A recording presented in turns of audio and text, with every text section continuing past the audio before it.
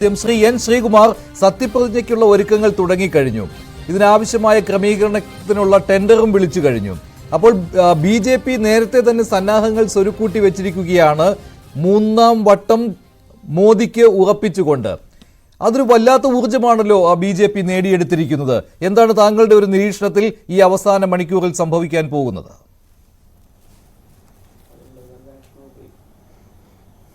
മഞ്ജുഷേ, സാധാരണഗതിയിൽ exit poll വന്നാൽ രാഷ്ട്രീയ കക്ഷികളും മുന്നണികളൊക്കെ ആത്മവിശ്വാസം പ്രകടിപ്പിക്കാറുണ്ട്.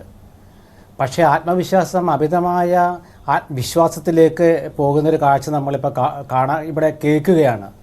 അതായത് ഒരു പ്രധാനമന്ത്രിയെയും മന്ത്രിസഭയെയും ജനം വിലയിരുത്തിയിട്ട് അതിൻ്റെ ഫലം നാളെയാണ് പുറത്തു വരിക. അതിനു മുമ്പ് മാധ്യമങ്ങൾ അവരുടേതായ ചില നിഗമനങ്ങളും നിരീക്ഷണങ്ങളും നടത്തിയതിൻ്റെ അടിസ്ഥാനത്തിൽ ഒരു മന്ത്രിസഭ രൂപീകരിക്കാനും അതുപോലെ കർമ്മപരിപാടി ആവിഷ്കരിക്കാനും ഒക്കെ ഒരു ഗവൺമെൻറ് തീരുമാനിച്ചാൽ രണ്ട് കാര്യങ്ങളാണ് അതിൽ നിഴലിക്കുന്നത്. ഒന്ന്, പ്രതിപക്ഷ ബഹുമാനമില്ലായ്മ. രണ്ട്, ഞങ്ങളാണ് എല്ലാം തീരുമാനിക്കുന്നത് എന്നൊരു മോശമായ സന്ദേശം കൊടുക്കൽ. സന്ദേശം തന്നെ പറയാൻ പറ്റില്ല, സൂചന കൊടുക്കൽ. ഇത് നമ്മളെ ഇന്ത്യയിൽ നമ്മൾ ഇതൊക്കെ ആദ്യമായിട്ട് കാണുകയാണ്. കാരണം നിങ്ങൾ ഈ പറഞ്ഞതിൻ്റെ അടിസ്ഥാനത്തിലാണെങ്കിൽ ഈ സത്യപ്രതിജ്ഞ നടത്താനായിട്ട് തീരുമാനിക്കുക, അതുപോലെ തന്നെ മറ്റേ ജാഥ നടത്താൻ തീരുമാനിക്കുക, ടെൻഡർ കൊടുക്കുക എന്നൊക്കെ പറയുമ്പോൾ നമുക്ക് ജനാധിപത്യത്തിൽ നമുക്ക് സംശയങ്ങൾ ഉയരും. അങ്ങനെയല്ലോ. അല്ലല്ല, ഈ എക്സിറ്റ് പോളുകളുടെ കാര്യം പറയുകയാണെങ്കിൽ കേരളത്തിൽ വേണമെങ്കിൽ UDF അത്തരത്തിൽ മുന്നോട്ട് വരാം. UDF അനുകൂലമായിട്ടുള്ള എക്സിറ്റ് പോൾ ഫലങ്ങളാണ്. പക്ഷേ പ്രശ്നം എന്താണെന്ന് വെച്ചാൽ ദേശീയ തലത്തിൽ എക്സിറ്റ് പോളുകളെ എതിർക്കുകയും ചെയ്തു.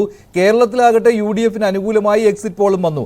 രഹസ്യമായിട്ട് സമ്മതിക്കുന്നുണ്ട് ആ എക്സിറ്റ് പോളുകൾ ശരിവെച്ചുകൊണ്ട് തന്നെയാണ് കോൺഗ്രസ് നേതാക്കളുടെ പ്രതികരണം. ഞങ്ങളിവിടെ നേടും, LDF മേൽ വിജയം നേടും, ഇവിടെ BJP അക്കൗണ്ട് തുറക്കില്ല എന്നൊക്കെ കോൺഗ്രസ് നേതാക്കൾ പറയുന്നുണ്ട്.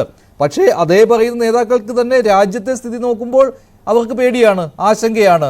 ഇന്ത്യ സഖ്യം അടുത്തെങ്ങും എത്തുകയില്ല എന്നുള്ള ആശങ്കയാണ്.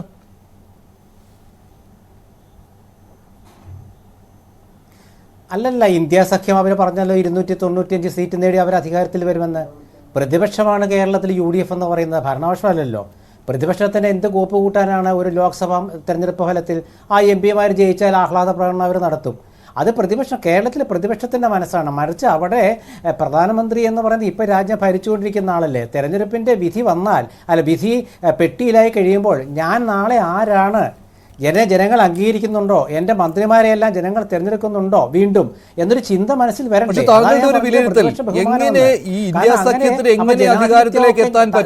എങ്ങനെ അധികാരത്തിലേക്ക് എത്താൻ പറ്റും? രാഷ്ട്രീയ വിശാരദന്മാരുടെ അഭിപ്രായ പ്രകടനങ്ങൾ വരുന്നു. അതുപോലെ തന്നെ എക്സിറ്റ് പോളുകൾ എന്ന് പറയുന്നത് എല്ലാ തവണയും തെറ്റായി പോകുന്നു എന്ന രീതിയിലുള്ള വിലയിരുത്തലാണ് ഇപ്പോൾ ഇന്ത്യ സഖ്യം നേതാക്കൾ നൽകുന്നത്.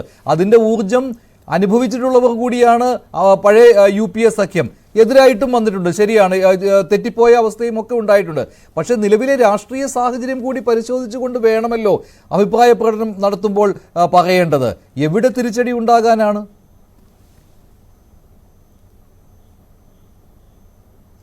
നോക്കൂ മഞ്ജുഷേ, പ്രതിപക്ഷ ഐക്യം ഇതുപോലെ ഉണ്ടായിട്ടുള്ള സന്ദർഭം ഉണ്ടായിട്ടില്ല. അവർ 4 സംസ്ഥാനങ്ങൾ, UP ആണെങ്കിലും അതുപോലെ ബീഹാർ ആണെങ്കിലും നമ്മുടെ ഉത്തർപ്രദേശ് ആണെങ്കിലും ഇവിടെയൊക്കെ നന്നായിട്ട് പ്രതിപക്ഷം അവരുടെ ഐക്യത്തെ ബോധ്യപ്പെടുത്തി കഴിഞ്ഞു. അപ്പോൾ ആ തെരഞ്ഞെടുപ്പ് കഴിഞ്ഞു കഴിഞ്ഞാൽ വോട്ട് എണ്ണുന്നത് വരെ എല്ലാവരും ഒരേപോലെയാണ്, തുല്യരാണ്. അവിടെ ആർക്കും അധികാരമില്ല. കേന്ദ്രത്തിലൊരു ഭരണകക്ഷി ഉണ്ടപ്പോഴാണ് തെരഞ്ഞെടുപ്പ് നടക്കുക. ആ ഭരണകക്ഷി എന്ന് പറയുന്നത് ഇപ്പോൾ ജനവിധിക്ക് മുന്നിലാണ്. ജനങ്ങൾ എന്താണ് അവരെക്കുറിച്ച് ചിന്തിച്ചത് എന്ന് അവർക്കറിയുമോ?